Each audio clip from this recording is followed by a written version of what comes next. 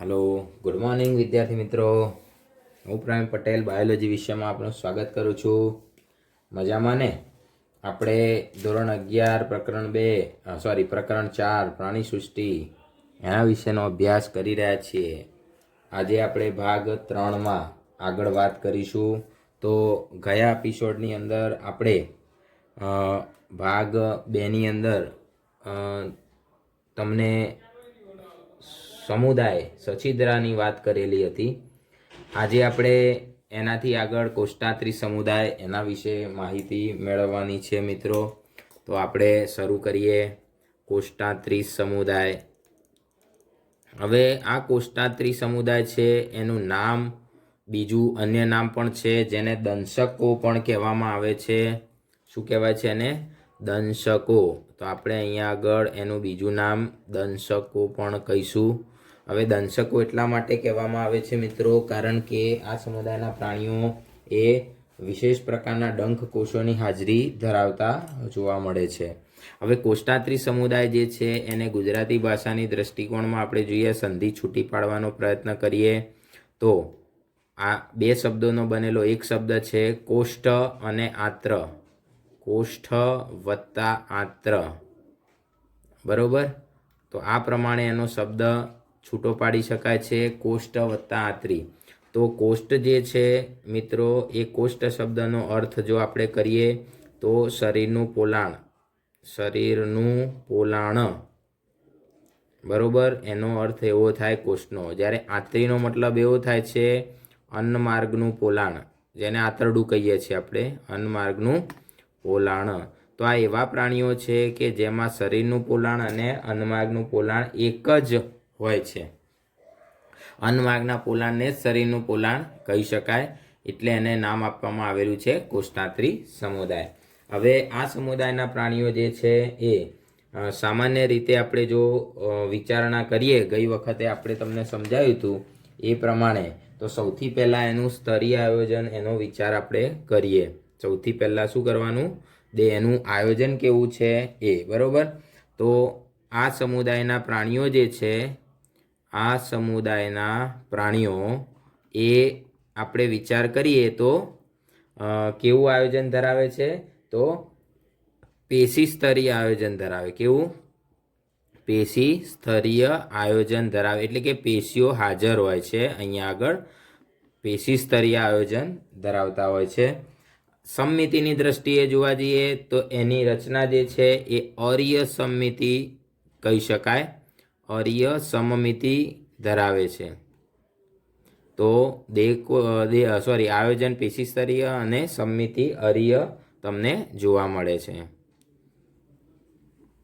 તો આ સમુદાયના પ્રાણીઓ જે છે એમાં પેશી સ્તરીય આયોજન અને અરીય સમમિતિ, હવે આપણે આગળ શબ્દો આ સમજાવેલા છે જ, જો તમને મગજમાં હોય કે અરીય સમમિતિ શું કહેવાય તો તમને વાંધો આવે નહીં। એટલે આ આગળના જે એપિસોડ છે એને બરોબર સમજવાનો પ્રયત્ન કરજો।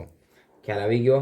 હવે આપણે અહીંયા આગળ વાત કરીએ કે આ સમુદાય જે છે એ ક્યાં જોવા મળે છે, તો એટલે કે એનો વસવાટ ક્યાં આગળ જોવા મળતો હોય છે મિત્રો। તો વસવાટની જો આપણે વાત કરીએ તો આ સમુદાયના પ્રાણીઓ એ જલજ વસવાટને અનુકૂલિત હોય છે, મુખ્યત્વે દરિયાઈ, અહીંયા આગળ તો આ પ્રાણીઓ મુખ્યત્વે દરિયાઈ વસવાટને અનુકૂલિત હોય છે, એટલે કે મીઠા પાણીમાં ભાગ્યે જ જોવા મળે છે દરિયાઈ। સ્થાયી કે મુક્ત, સ્થાયીનો મતલબ કોઈ એક જગ્યાએ સ્થાયી જીવન ગાળે કે મુક્ત રીતે તરતા હોય એવા, મુક્ત તરતા જલજ પ્રાણીઓ છે। કેવા છે? જલજ પ્રાણીઓ છે। હવે તમને એ પ્રશ્ન થશે કે સાહેબ સ્થાયી તો વનસ્પતિ હોય અને આગળનો સમુદાય જોયું તો એમાં પણ, તો સ્થાયી માટે આપણે જોઈએ તો બધા પ્રાણીઓ એવા નથી। એક ઉદાહરણ જ તમારે આમાં સ્થાયીનું આવશે જેને આપણે કહીએ છીએ સમુદ્ર ફૂલ। શું કહીએ છીએ? સમુદ્ર ફૂલ, અથવા તો એનું બીજું નામ છે એડેમ્સિયા। તો આ જે છે એ સ્થાયી જીવનને અનુકૂળ છે। તો યાદ રાખજો, આ સમુદ્ર ફૂલ દેખાવ એનો ફૂલ જેવો છે પણ એ કોષ્ટાત્રી સમુદાયનું સ્થાયી જીવન ગાળનારું પ્રાણી છે, એટલે કે કોઈ એક જગ્યાએ એનું સ્થિર જીવન તમને જોવા મળતું હોય છે। તો આ રીતે સમુદ્ર ફૂલ એ એનું ઉદાહરણ યાદ રાખજો સ્થાયી જીવનમાં. બાકી મુક્ત તરતા જે છે એના ઉદાહરણ તો ઘણા બધા છે જ. તો આ રીતે આપણે આ સમુદાયને વસવાટને સમજી શકીએ. હવે આ સમુદાયનું નામ દંશક કેમ પડેલું છે, દંશક, બરોબર, એની પણ આપણે અહીંયા ચર્ચા કરીએ છીએ. તો અહીંયા આગળ લખવાનું કે દંશક એવું નામ આપવા પાછળનું કારણ આ પ્રાણીઓ જે છે ની દેહ રચના જે છે, દેહ રચનામાં સૂત્રાંગો હાજર હોય છે. શું હોય છે? સૂત્રાંગો હાજર હોય છે. અને સૂત્રાંગો જે છે, સૂત્રાંગોમાં તમને આપણે આકૃતિમાં બતાવીશું એટલે ખ્યાલ આવશે. સૂત્રાંગોમાં ડંખાંગિકાઓ અથવા ડંખકોષો આવેલા હોય છે. તો આ જે ડંખ મારવાની એમની વૃત્તિ છે એના કારણે એમનું નામ આપણે દંશક એવું પણ આપીએ છીએ. ખ્યાલ આવ્યો? તો આ પ્રાણીઓ જે છે એ આ રીતે ડંખાંગિકા કે ડંખકોષો ધરાવે છે. ઘણી વખતે ડંખી સંપુટ જેવી રચનાઓ પણ એમાં જોવા મળતી હોય છે. હવે આગળ આપણે વાત કરીએ તો દ્વિગર્ભ સ્તરી કે ત્રિગર્ભ સ્તરી એની વાત હવે કરવાની જરૂર નથી. પણ કદાચ જો તમને એમ વિચાર આવે કે આ પ્રાણીઓમાં ગર્ભસ્તર કેવો હશે સાહેબ, તો અહીંયા આગળ આ પેશી સ્તરીય આયોજન છે, અર્ય સમિતિ છે.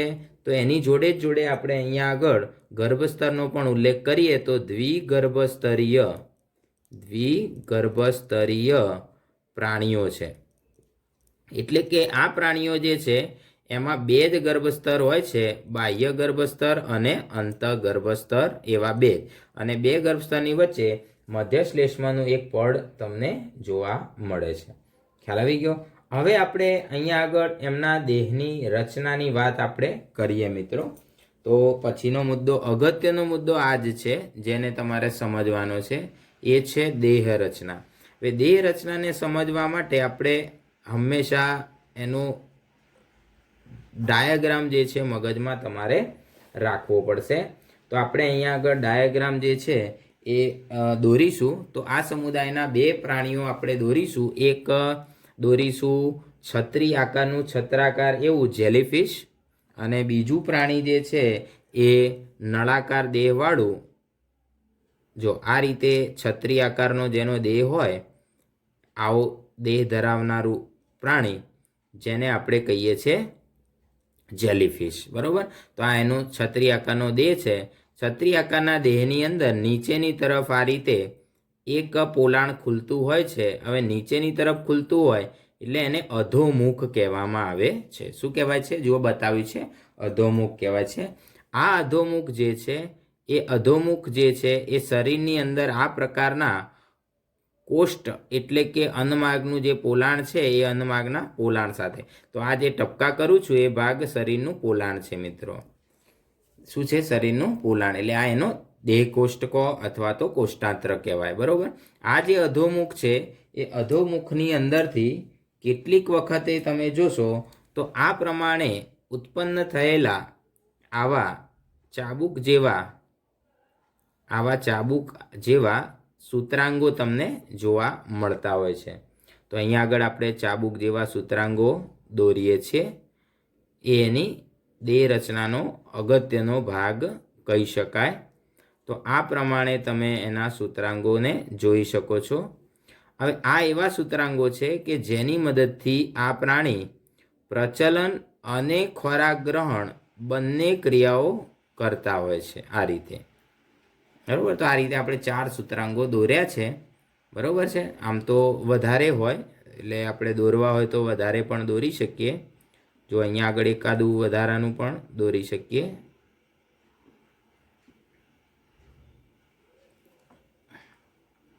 અહીંયા આગળ પણ દોરી શકીએ. તો આ પ્રમાણે આપણે આની અંદર 6 સૂત્રાંગો દોર્યા છે. કેટલા દોર્યા છે? 6 સૂત્રાંગો તમને સ્પષ્ટ ખ્યાલ આવવો જોઈએ. તો આ પ્રમાણે એના સૂત્રાંગો હોય છે. હવે સૂત્રાંગોની અંદર તમે ધ્યાનથી જો એની રચના નિહાળો તો તમને આ રીતે ટપકા ટપકા જેવી ડંખકોશીય રચના ડંખાંગિકાઓની હાજરી નજરે પડે છે. તો અહીંયા આગળ તમને આ જે સૂત્રાંગો છે એમાં ડંખાંગિકાઓની હાજરી તમને જોવા મળતી હોય છે. આપણે આ ટપકા કરી રહ્યા છીએ, દેખાતું હશે તમને. તો એની અંદર આ ટપકા છે એમાં ડંખ કોષો આવેલા હોય છે. અને આપણે ઝૂમ કરીને પણ હમણાં થોડું બાજુમાં સાઈડમાં બતાવીએ. તો આટલો ભાગ જે છે, આટલો ભાગ એને આપણે ઝૂમ કરીને અહીંયા બતાવવાનો ટ્રાય કરીએ મિત્રો. તો આ પ્રમાણેનો એનો સેક્શન તમને જોવા મળે. બરાબર છે, જોઈ લેજો. અહીંયા આગળ વિશેષ પ્રકારના આવા ભાગ આવેલા હોય છે જેની અંદર ડંખ કોષો અહીંયા તમને જોવા મળતા હોય છે. તો આ પ્રમાણે આપણે અહીંયા સાઈડમાં ઝૂમ કરીને પણ બતાવ્યું છે. તો આ પ્રમાણે છત્રી આકારનું છત્રાકાર એવું જેલીફિશ અને બીજું પ્રાણી જે છે એ આપણે અહીંયા આગળ દોરીશું, એ છે હાઇડ્રા. તો એનું જે શરીર છે, બોડી છે, એ આ રીતનું છે, નળાકાર બોડી છે. એનું પ્રમાણમાં થોડું સાંકડું હોય છે. એમાં પણ નીચેની તરફ આ રીતે અધોમુખ ખુલતું હોય છે. આ ભાગ જે આપણે રિંગ બનાવી છે અધોમુખ છે. અને અધોમુખની ફરતે એમાં પણ તમને આ પ્રકારના સૂત્રાંગો જોવા મળતા હોય છે. પ્રમાણમાં અહીંયા થોડા પાતળા સૂત્રાંગો દોરીશું આપણે. તો આ પ્રમાણે એમાં સૂત્રાંગો તમને જોવા મળતા હોય છે. ખ્યાલ આવ્યો? તો કહેવાનો મતલબ એ છે કે આ સમુદાયના જે કંઈ પ્રાણીઓ છે એ આ રીતે વિશેષ પ્રકારના સૂત્રાંગોની હાજરી એ આકર્ષક એટલે કે એમનું ધ્યાન ખેંચે એવી બાબત છે. આ રીતે સૂત્રાંગો હોય છે. પ્રાણીના દેહની અંદર તમે જોશો તો દેહની અંદર જ્યાં અધોમુખ ખુલતું હોય, અધોમુખથી અંદરની તરફ જોઈએ તો આ રીતનું પોલાણ તમને જોવા મળે છે. લીલા રંગથી આપણે માર્ક કરીએ છીએ. તો આ લીલા રંગનું જે પોલાણ છે એને કહેવામાં આવે છે કોષ્ટાત્ર. શું કહેવાય છે એને? કોષ્ટાત્ર કહેવામાં આવે છે. લીલા રંગનું પોલાણ જે છે મિત્રો એ કોષ્ટાત્ર છે. નીચેની તરફ ખુલતું જે આ લાલ રંગની રિંગ આપણે દોરીએ છીએ, આમાં જો આ રિંગ દોરી છે મેં લાલ કલરથી, બરાબર છે, અને આમાં પણ, તો એ લાલ રંગની રિંગ જે છે એને અધોમુખ કહેવામાં આવે છે. બંને પ્રાણીઓમાં અધોમુખ. અને આ જે ભાગ છે એને આપણે સૂત્રાંગો એવું કહીશું. તો આ રીતે આપણે આ બે આકૃતિ દોરી છે. એમાં આ જે આકૃતિ છે એ જેલીફિશ છે, જેલીફિશ. અને આ આકૃતિ જે છે એ હાઇડ્રાની છે. પરવાળા નામનું જે આવે છે, બરોબર, પરવાળા દરિયાઈ પથ્થર એ સ્થાયી જીવનને અનુકૂલિત છે. જેમ અહીંયા સમુદ્ર ફૂલ લખ્યું છે એમ અહીંયા આગળ બીજું પણ એનું ઉદાહરણ છે પરવાળા. પરવાળા અને સમુદ્ર ફૂલ બે. તો આ બંને જે છે, પરવાળાને દરિયાઈ પથ્થર પણ કહેવાય. એનો દેખાવ પથ્થર જેવો હોય છે પણ એ સ્થાયી જીવનને અનુકૂલિત છે. તો અહીંયા આપણે બે જ આ ઉદાહરણ મગજમાં આકૃતિ ભરવાની છે. અને આ આકૃતિ ભર્યા પછી આપણને એની રચના જે છે એ એકદમ સરળતાથી આવડી જશે. તો એની રચનામાં આપણે અહીંયા આગળ પહેલો મુદ્દો શું લખશું? દેહ રચનાની વાત કરીએ જ્યારે, ત્યારે પહેલો મુદ્દો શું લખીશું કે આ પ્રાણીઓ જે છે, આ પ્રાણીઓના દેહના મધ્ય ભાગમાં, દેહના મધ્યમાં આંત્ર પરિવહન ગુહા, આંત્ર પરિવહન ગુહા, જેને આપણે કોષ્ટાત્ર પણ કહી શકીએ, બરોબર, કોષ્ટાત્ર જોવા મળે છે. શું જોવા મળે છે? કોષ્ટાત્ર જોવા મળે છે. આ કોષ્ટાત્ર જે છે એ કેવી રીતે શરીરની બહાર ખુલે છે? તો આ કોષ્ટાત્ર એ શરીરના એક છેડે અધોમુખ દ્વારા ખુલે છે. શું નામ આપવાનું છે આનું? અધોમુખ વડે ખુલે છે. તો અહીંયા આગળ આપણે નામ યાદ રાખવાના છે. કોષ્ટાત્ર અને અધોમુખ એ એના મુખ્ય શબ્દો છે. આપણે એને અંડરલાઈન પણ કરીએ. આંત્ર પરિવહન ગુહા, કોષ્ટાત્ર અને અધોમુખ આવે. એ ઉપરાંત તમે આકૃતિમાં જોયું હશે કે શું ધરાવે છે? સૂત્રાંગો પણ ધરાવતા હોય છે. એટલે લખીશું અધોમુખની ફરતે ડંખ કોષોયુક્ત સૂત્રાંગોની હાજરી જોવા મળે છે. સૂત્રાંગોની હાજરી જોવા મળે છે. એટલે કે ડંખ કોષોવાળા સૂત્રાંગો એ એની અંદર વિશેષ કરીને તમને જોવા મળતા હોય છે. હવે આપણે વાત કરીએ તો આ પ્રાણીઓ જે છે એમનું જે શરીર છે આમ જોવા જઈએ તો કેવા હોય છે? નરમ હોય છે. પણ કેલ્શિયમ કાર્બોનેટનું શરીર પરવાળા જે છે, કોરલ્સ પણ કહેવાય, એ પરવાળાનું જે સંગઠિત કંકાલ જે છે એ કેલ્શિયમ કાર્બોનેટનું બનેલું હોય છે. તો લખીએ કે આ પ્રાણીઓના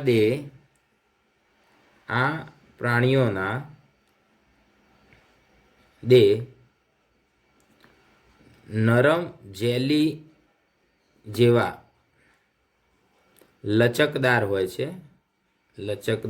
હોય છે. પરંતુ આ ખાસ યાદ રાખજો, અપવાદ કહી શકાય. પરવાળા જે છે, પરવાળા અંગ્રેજીમાં એને કોરલ્સ પણ કહેવાય, કોરલ્સ તરીકે ઓળખાતા પ્રાણીમાં અંતઃકંકાલ તમને કેવું જોવા મળશે? તો અંતઃકંકાલ એ તમને કેલ્શિયમ કાર્બોનેટ એટલે કે ચૂનાનો પથ્થર, કેલ્શિયમ કાર્બોનેટ એટલે ચૂનાના પથ્થરનું બનેલું જોવા મળે છે. કેલ્શિયમ કાર્બોનેટનું બનેલું હોય છે. એટલે આ જે પરવાળા છે એને જુઓ તમે તો દરિયાઈ પથ્થર જેવું જ લાગે, બરોબર? જેથી તે દેખાવમાં દરિયાઈ પથ્થર જેવું હોય છે. દરિયાઈ પથ્થર જેવું હોય છે. એ દરિયાઈ પથ્થર જે છે એનું નામ પૂછે તમને કદાચ તો શું લખશો? પરવાળા લખવાનું છે. ખાસ યાદ રાખવાનું છે. ખ્યાલ આવ્યો? હવે એમના દેહ રચના તો જોઈએ. હવે સ્વરૂપ આધારિત આપણે એના બે પ્રકારો પાડી શકીએ છીએ. એની વાત હવે આપણે સમજાવવાની છે મિત્રો. તો અહીંયા આગળ લખીશું કે આ પ્રાણીઓ જે છે, આ સમુદાયના પ્રાણીઓ જે છે એમાં દેહના આકાર જે છે, દેહના આકાર આધારિત પ્રકારો પાડી શકાય છે. બે પ્રકારો પાડી શકાય. હવે તમે આકૃતિને જોશો. હમણાં આપણે આકૃતિ દોરી હતી, એ આકૃતિને જોઈએ ફરીથી. તો જુઓ, આ જે પ્રાણી છે છત્રી જેવા આકારનું છે, છત્રક કહેવાય, અને આ ફૂલ જેવા આકારનું છે એટલે પુષ્પક કહેવાય. તો આ રીતે પ્રાણીના દેહના આકારને આધારે આપણે જો વિચાર કરીએ મિત્રો તો એના બે પ્રકારો પાડી શકાય છે. એક પુષ્પક અને બીજું છત્રક. તો અહીંયા આગળ પુષ્પક એટલે જેનો આકાર પુષ્પ જેવો હોય તે. તો અહીંયા આગળ એનું જો સ્વરૂપ આપણે વિચારીએ પુષ્પક, તો એનું સ્વરૂપ કેવું છે? તો અદંડી અને નળાકાર દેહ ધરાવે છે. નળાકાર દેહ ધરાવે છે. અને એના ઉદાહરણમાં હાઇડ્રા અને સમુદ્ર ફૂલ એના ઉદાહરણ છે. દેહ ધરાવે છે અને એના એક્ઝામ્પલ જે છે, ઉદાહરણ ખાસ યાદ રાખવાના છે. હાઇડ્રા, એનું બીજું નામ છે જળ વ્યાળ.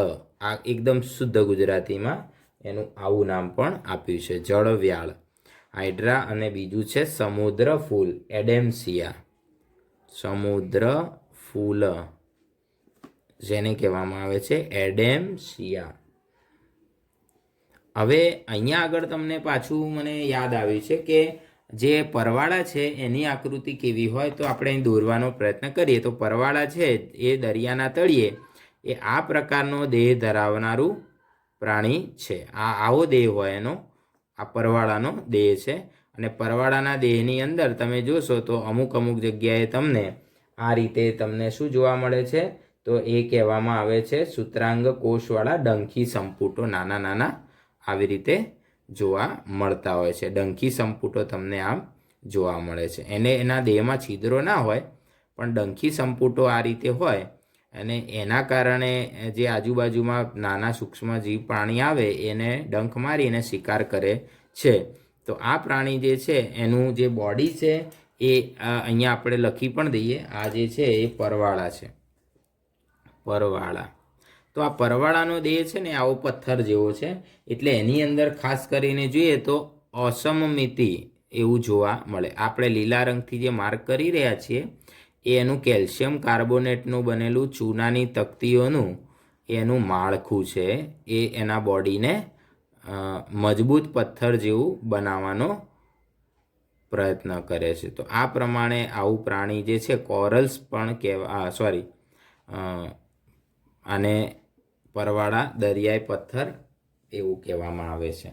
તો તમને આ અસમિતિ છે, આ બંનેમાં અરિયસમિતિ છે, ધ્યાન રાખવાનું છે. અહીંયા આપણે લખી પણ દઈએ અસમમિતિ, કારણ કે એનું બોડી જ એવું અનિયમિત આકારનું છે એટલે અસમમિતિ ધરાવે છે. મને યાદ આવ્યું અહીંયા એટલે ફરીથી આપણને દોરીને બતાવ્યું છે. પુષ્પક આવા હોય. અને નંબર 2 જેને આપણે કહીશું છત્રક. તો છત્રક એ છત્રી જેવા આકારના હોય છે. એનો આકાર કેવો હોય છે? છત્રી જેવા આકાર ધરાવતા હોય છે. તો છત્રી જેવા આકારના દેહ ધરાવે છે. અને એના ઉદાહરણમાં જોઈશું તો જેલીફિશ, જેને ઓરેલિયા પણ કહેવામાં આવે છે. તો એક્ઝામ્પલ છે જેલીફિશ. મેં તમને દોરીને એ ફિશ છે ખરી, ફિશનો મતલબ તો આપણે માછલી જ કરીએ, પણ વાસ્તવમાં જેલીફિશ કે ફિશ એટલે કે માછલી નથી, એ કોષ્ટાંત્રી સમુદાયનું એક પ્રાણી છે. તો આ જેલીફિશ છે. જેલીફિશનું બીજું નામ છે ઓરેલિયા, એ પણ યાદ રાખવાનું છે, ઓરેલિયા. તો આ પ્રમાણે આપણે 2 પ્રકારો આપણે પાડી શકીએ છીએ, બરાબર. હવે આ બંને જે સ્વરૂપો છે પુષ્પક અને છત્રક, આ બંને સ્વરૂપો જે છે એની ઉત્પત્તિ અને ઉત્પત્તિની દ્રષ્ટિએ એટલે કે મતલબ કે આ બંનેનો ઉદ્ભવ એ એકાંતર જનન દર્શાવે છે. બંને સ્વરૂપો એકાંતર જનન દર્શાવે એટલે કે પુષ્પકો દ્વારા અલિંગી રીતે છત્રક ઉત્પન્ન થાય અને છત્રક દ્વારા લિંગી રીતે પુષ્પક ઉત્પન્ન થાય. એવું એક ઉદાહરણ છે ઓબેલિયા, બરોબર. તો અહીંયા આગળ એની ખાસ અને ખાસ વાત યાદ રાખવાની, જેને આપણે રેડ કલરથી અહીંયા માર્ક કરીએ છીએ. શું નામ છે? ઓબેલિયા. ઓબેલિયા નામના કોષ્ટાંત્રી પ્રાણીમાં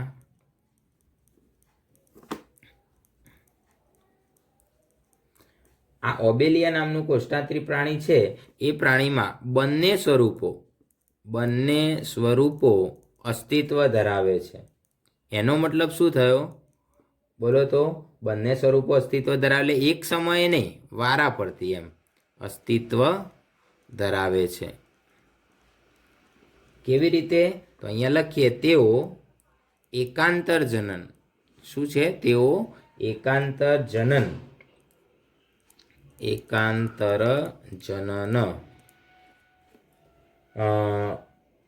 વડે આ સ્વરૂપો પ્રાપ્ત કરતા હોય છે, પ્રાપ્ત કરે છે. એટલે કે હવે એનો અર્થ સમજવાનો છે. એટલે કે પુષ્પકો દ્વારા, આ સમજજો તમે, પુષ્પક આકારનું જો આ ઓબેલિયા નામનું પ્રાણી છે એનો આકાર જો પુષ્પક હોય, પુષ્પક જેવો આકાર હોય, બરોબર, તો પુષ્પકો દ્વારા અલિંગી પ્રજનન કરવામાં આવે છે. કયું? અલિંગી પ્રજનન, બરોબર. તો પુષ્પકો દ્વારા અલિંગી રીતે છત્રકોની ઉત્પત્તિ થાય છે. છત્રકોની ઉત્પત્તિ થાય છે.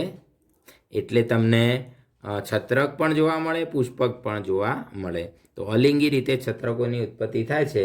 અને છત્રકો દ્વારા, જો છત્રક સ્વરૂપ હોય તો છત્રકો દ્વારા અથવા તો છત્રકો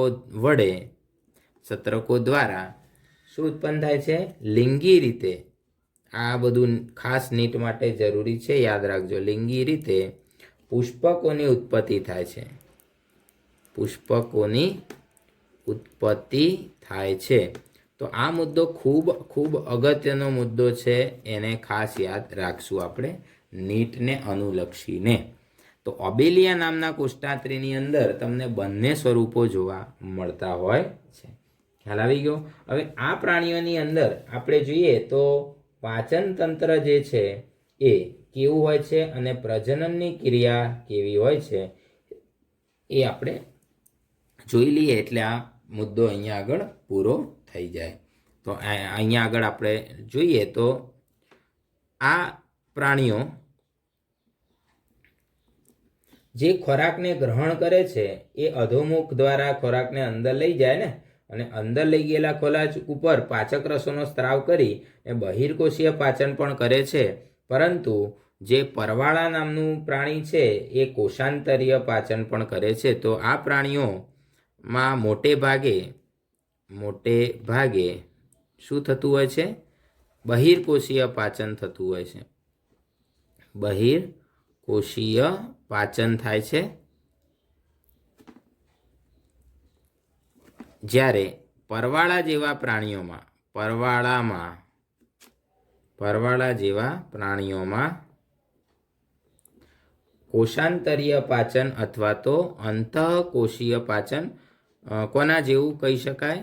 આગળનો સમુદાય આપણે ભણ્યા ને, સછિદ્રા જેવું, બરોબર, પાચન જોવા મળે છે.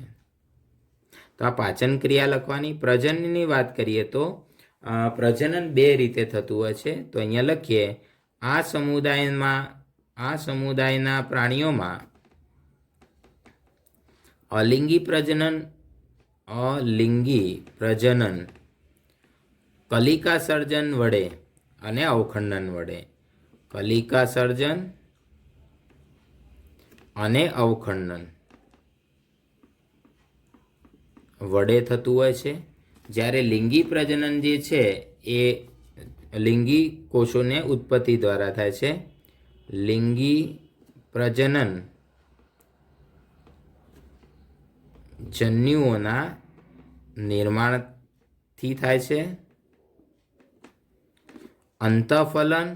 અંતઃફલન શરીરની અંદર ફલન થાય અને બાહ્ય ગર્ભ વિકાસ, બહિર્વિકાસ અથવા તો બાહ્ય વિકાસ દર્શાવે છે. અંતઃફલન અને બાહ્ય વિકાસ દર્શાવતા પ્રાણીઓ છે. તો આ લિંગી પ્રજનન જે છે એ જન્યુઓ બનાવે છે, એના વડે થતું હોય છે. તો આ રીતે આપણે એક કોષ્ટાંતરી સમુદાય શાંતિથી સમજ્યા છે. તો બરોબર જો વારે ઘડીએ સમજવું હોય તો તમે આને રિવાઇન્ડ કરીને પણ મુદ્દાને સમજી શકો છો. તો આપણે આગળ બીજા મુદ્દાની વાત કરીએ. એ પહેલાં મિત્રો આના કેટલાક ઉદાહરણો છે એ આપણે યાદી થોડી અહીંયા બનાવી દઈએ, બરાબર. એટલે તમને સ્પેશિયલી ઉદાહરણો તો ખાસ આવડવા જોઈએ. કોષ્ટાંતરી સમુદાયના ઉદાહરણો. તો ઉદાહરણની યાદી આપણને ખબર જ છે. તો પહેલાં લખીશું જેલીફિશ, બરાબર. ત્યાર પછી આપણે લખીશું જેલીફિશનું બીજું નામ પણ લખી દઈએ. શું નામ હતું ભાઈ? ઓરેલિયા. પછી હાઇડ્રા, જેનું બીજું નામ છે જળવ્યાળ. આ બે એના મુખ્ય ઉદાહરણો કહેવાય. ત્યાર પછી સમુદ્ર ફૂલ, જેનું બીજું નામ છે એડેમ્સિયા, સોરી થોડું ઉચ્ચારમાં ભૂલ થઈ, એડેમ્સિયા. ત્યાર પછી પરવાળા, એનું બીજું નામ છે કોરલ્સ. ત્યાર પછી અહીંયા આગળ તમારી બુકમાં કેટલાક બીજા ઉદાહરણ પણ આપ્યા છે. પેન્નાટુલા, ગોર્ગોનિયા, આ પણ તમારે યાદ રાખવાના, વિશેષ યાદ રાખવાના, બરોબર. પેન્નાટુલા, પછી ગોર્ગોનિયા, ત્યાર પછી મેન્ડ્રિયા, જેને બ્રેઇન કોરલ પણ કહેવામાં આવે. જે કોરલ છે ને પરવાળા, એનો એક પ્રકાર છે મેન્ડ્રીના. અને ફિરંગી મનવાર, બરાબર, એ રીતે પણ એક નામ આપેલું છે, ફિરંગી મનવાર. તો આ બધું તમને નીટના દ્રષ્ટિકોણમાં યાદ રહેવું જોઈએ કે ભાઈ આ બધા ઉદાહરણ જે છે, ફિરંગી મનવાર, બરાબર છે, તેને કહેવાય છે ફાઇસેલિયા. ફાઇસેલિયા.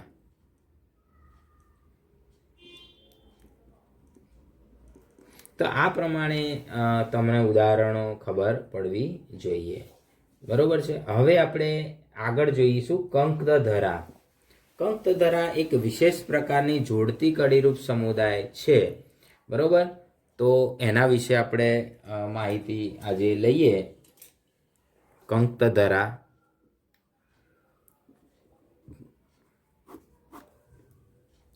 સમુદાય છે, સમુદાય કંકતધરા. તો આ કંકતધરા સમુદાય છે એનું એક્ઝામ્પલ તમને પહેલાં જ યાદ રહેવું જોઈએ, જેને સમુદ્ર અખરોટ કે કંક જેલી કહેવામાં આવે છે. શું કહેવાય છે? સમુદ્ર અખરોટ અથવા કંક્ત જેલી. શું કહેવામાં આવે છે? કંક્ત જેલી. હવે એનું જે ગુજરાતી નામ પડ્યું છે કંકતધરા, એટલે કે કંક્ત. હવે કંક્તનો અર્થ શું થાય એ આપણે સમજવાનો છે ભાઈ. કંક્તનો મતલબ થાય છે કાંસકો જે હોય છે એની અંદર જે પટ્ટીઓ હોય છે, દાંતા કહેવાય એના, બરોબર. એ પ્રમાણે આ પ્રાણીઓ જે છે એની અંદર જે સૂત્રાંગો છે, શરીર ઉપર એક સૂત્રાંગ આવેલા હોય બે, અને બંને સૂત્રાંગ પર કાંસકાના દંત પંક્તિની જેમ પક્ષમાંની કંક્ત તક્તિઓ આવેલી હોય છે, બરોબર. અને શરીર જે છે એમાં આવી જે દાંતાની 8 હારમાળાઓ તમને જોવા મળતી હોય છે, બરોબર. અને એને પ્રચલનમાં મદદ કરતી હોય છે. તો આ પ્રમાણે આ પ્રાણીઓ જે છે એ પક્ષમાંની કંક્ત તક્તિઓ કહેવાતી 8 બાહ્ય હરોળ ધરાવે છે, એટલે એને કંકતધરા કહેવામાં આવે છે. દાંતાની માફક, કાંસકામાં દાંતા હોય એની માફક, બરોબર. તો કંકતધરા સમુદાય જે છે, સૌથી પહેલાં આપણે સમજવાનો પ્રયત્ન કરીએ તો વસવાટ. તો એનો વસવાટ કેવો હોય છે? તો સંપૂર્ણ રીતે દરિયાઈ જ હોય છે. એમને મીઠા પાણીમાં ક્યારેય જોવા મળતા નથી. તો કંકતધરા એ સંપૂર્ણ દરિયાઈ પ્રાણીઓ છે.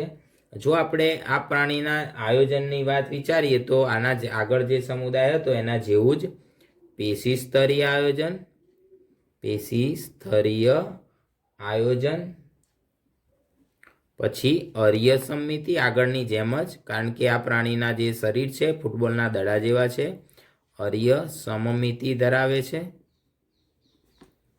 અને 2 ગર્ભ સ્તરવાળા છે, દ્વિગર્ભ સ્તરીય પ્રાણીઓ છે. આપણે વર્ગીકરણમાં પણ સમજેલા છીએ.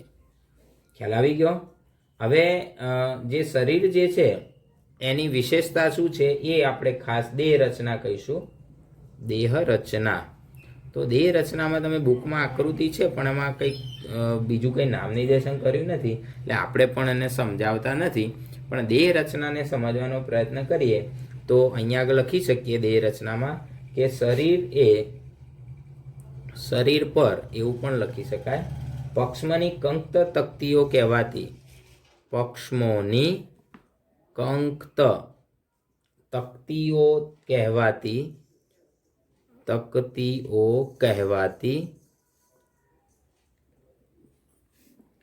8 બાહ્ય હરોળ, 8 બાહ્ય હરોળ ધરાવે છે. એમના શરીરની ઉપર હરોળ ધરાવે છે,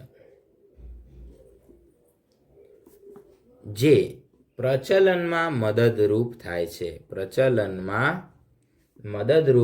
છે. આ પ્રાણીઓમાં પણ કોષ્ટાત્રીમાં જોવા મળે છે તેવું જ અધોમુખ અને બધી રચનાઓ જોવા મળતી હોય છે. પછી એક વિશેષ ગુણધર્મ બીજો પણ છે, જૈવિક પ્રદીપ્યતા, એટલે કે પ્રકાશિતતાનો ગુણમાં શું કહેવાય કે એની અંદરથી પ્રકાશ ઉત્પન્ન થાય. પેલા આજ્ઞા આવે છે ને કે જેમાંથી લાઇટ ઉત્પન્ન થાય છે, બરોબર. એવી રીતના આ પ્રાણીઓ છે, પ્રકાશિતતાનો ગુણધર્મ ધરાવતા, બરોબર. આ સજીવો જૈવિક પ્રદીપ્યતા, જૈવિક પ્રદીપ્યતા, પ્રદીપ્યતા, જૈવિક પ્રદીપ્યતા એટલે શું? તો અહીંયા લખીશું સજીવનો પ્રકાશિતતાનો ગુણધર્મ, પ્રકાશિતતાનો ગુણધર્મ એટલે કે લાઇટ ઉત્પન્ન કરે છે, બરોબર. આ સજીવો જૈવિક પ્રદીપ્યતા ધરાવે છે, જે તેમનું આગવું લક્ષણ છે, જે તેમનું આગવું લક્ષણ છે, આગવું લક્ષણ છે. ખ્યાલ આવ્યો? બહુ જ આઈએમપી કહી શકાય એવું લક્ષણ છે આ. એક તો આ પક્ષમોની કંકત તકતીઓ કહેવાતી 8 બાહ્ય હરોળ અને જૈવિક પ્રદીપ્યતા, આ બે વસ્તુ એ કંકત ધરાના આગવા લક્ષણો આપણે કહી શકીએ. ખ્યાલ આવ્યો? બાકીની જે વાત છે એ આપણે ક્રિયાઓની વાત કરીએ તો સામાન્ય રીતે બહિર્કોષીય અને અંતઃકોષીય બંને પ્રકારનું પાચન દર્શાવે છે. તો બહિર્કોષીય અને અંતઃકોષીય બંને પ્રકારનું પાચન ધરાવે છે. એનો મતલબ કે આ જે પાચનની ક્રિયા છે એમાં કોઈ નવી વિશેષતા નથી. આગળ આપણે જોયું એવી જ રીતે હોય છે. તેઓમાં લિંગભેદ નથી, બરોબર છે, યાદ રાખવાનું. તેઓમાં લિંગભેદ નથી એનો મતલબ શું થયો? કે એમાં નર અને માદા એવા પ્રાણી જુદા પડતા નથી. લિંગભેદ નથી. ફક્ત બહુ જ અગત્યનું છે, દ્વિગર્ભ સ્તરી અને માત્ર લિંગી પ્રજનન કરતા હોય એવા કયા? તો આ જો આપણે આગળ જોયું કોષ્ટાત્રીમાં અલિંગી પ્રજનન પણ થાય છે ને, પણ આમાં કેવું છે? દ્વિગર્ભ સ્તરીય અને ફક્ત લિંગી પ્રજનનનો જ ગુણ ધરાવે છે, લિંગી પ્રજનન જ કરતા હોય છે. તો કોષ્ટાત્રીમાં લિંગી અલિંગી બંને છે, આમાં માત્ર લિંગી પ્રજનન કરે છે. હવે લિંગી પ્રજનન કરે ત્યારે બાહ્ય ફલન અને પરોક્ષ ગર્ભ વિકાસ દર્શાવે છે, બરોબર. તો અહીંયા આગળ ફલનનો પ્રકાર બાહ્ય ફલન અને ગર્ભ વિકાસ જે છે એ પરોક્ષ પ્રકારનો પરોક્ષ ગર્ભ વિકાસ દર્શાવતા હોય છે. પરોક્ષ ગર્ભ વિકાસ કોને કહેવાય? આગળ આપણે સમજાવેલું છે, દર્શાવે છે. તો અહીંયા આગળ બાહ્ય ફલન, પરોક્ષ ગર્ભ વિકાસ એ ખાસ એની ખાસિયત કહી શકાય. એના ઉદાહરણો જે છે મિત્રો, એ ઉદાહરણો આપણે છેલ્લે યાદ રાખવાના છે. એ ઉદાહરણોની અંદર આપણે હમણાં જોયું હતું, સમુદ્ર અખરોટ નામ આપ્યું છે એનું, બરાબર, પણ એને પ્લુરોબ્રેકિયા પણ એક નામ આપેલું છે, પ્લુરોબ્રેકિયા, અને બીજું નામ છે ટીનોપ્લેના. શું નામ છે? ટીનોપ્લેના, બરાબર. પ્લુરોબ્રેકિયા અને ટીનોપ્લેનાનું બીજું લાડકું નામ છે સમુદ્ર અખરોટ અથવા કંકત જેલી. તો આ રીતે આપણે આ સમુદાયને સારી રીતે સમજી શકીએ. તો આટલી જ મેટર છે આ સમુદાયમાં, બહુ વિશેષ અને આગવી કોઈ બીજી વાત યાદ રાખવાની જરૂર નથી. તો અહીંયા આગળ આપણે બીજો સમુદાય એટલે કે કંકતધરા સમુદાયની વાત આપણે પૂરી કરીએ છીએ. હવે આવતા પીરિયડમાં આપણે બીજા 3 સમુદાય લેવાનો પ્રયત્ન કરીશું. તો આ રીતે આપણે જે અપૃષ્ઠવંશી પ્રાણીઓના જે સમુદાય છે આ બધા, એ ધીમે રહીને શાંતિથી સમજીશું, કારણ કે તમે આ પ્રાણીઓ વિશે બહુ ડિટેલમાં માહિતી પહેલેથી જાણતા નથી, એટલે આપણે એ માહિતીને શાંતિથી સમજવી જરૂરી છે. પછી જે માહિતી વિશે આપણે જાણતા હઈશું, બરાબર, એ સમુદાયમાં આપણે થોડી ઉતાવળ કરીને ચલાવવાનો પ્રયત્ન કરશું. તો આપણે ધીમે ધીમે આ પાઠ શાંતિથી ભણીશું, જેથી કરીને નીટમાં ને એમાં કયો મુદ્દો અગત્યનો છે તમને બરાબર ખ્યાલ આવે. તો અહીંયા આગળ આપણે આજનો પીરિયડ પૂરો કરીએ છીએ. આવતા પીરિયડમાં મળીશું. ત્યાં સુધી સર્વે મિત્રોને બેસ્ટ ઓફ લક અને જય સ્વામિનારાયણ, જય હિન્દ.